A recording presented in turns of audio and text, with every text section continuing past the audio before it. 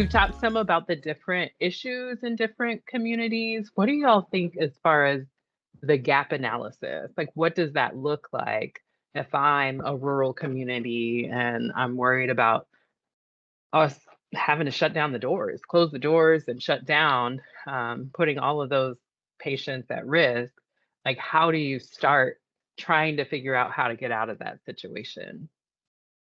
I think that requires a lot of maturity, not just on the part of hospital administration, but also for the physicians, that we have to sit down and we can no longer say, well, this is the way that I've always done it, because that mindset is how we got to where we are. It's Yeah. a time to have an open table discussion where Aaron brings his computer and all his fancy numbers that I cannot add up.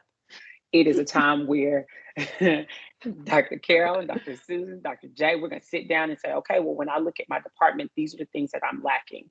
These are the things that I'm doing well. Well, I have an excess of this. Can we shift this here? But it's a time when you have to have, in the words of my grandmother, it's time to put your big boy and big girl pants on and really have that discussion about how can we make this successful? Because staying where you are prevents you from moving forward, and not being able to move forward prevents your community from being able to do the same. So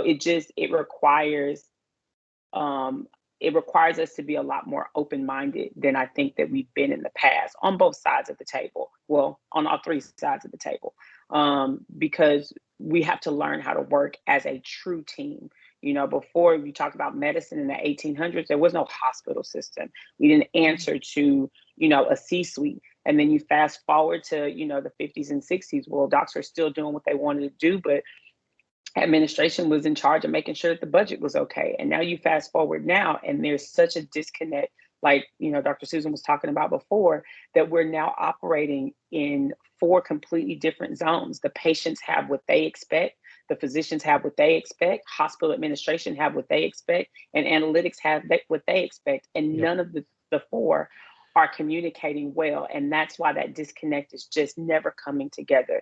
And so I think that that is definitely where Advantage has the advantage, because all of us have worked in all of those sectors and we talk to each other on a regular basis. I can't tell you how many times I've called Carol and been like, let me tell you what these folks are doing, because this doesn't make any sense. And then she says, well, Nikki, well, think about this. And I'm like, what? That's a thing? Okay, let me go back and think.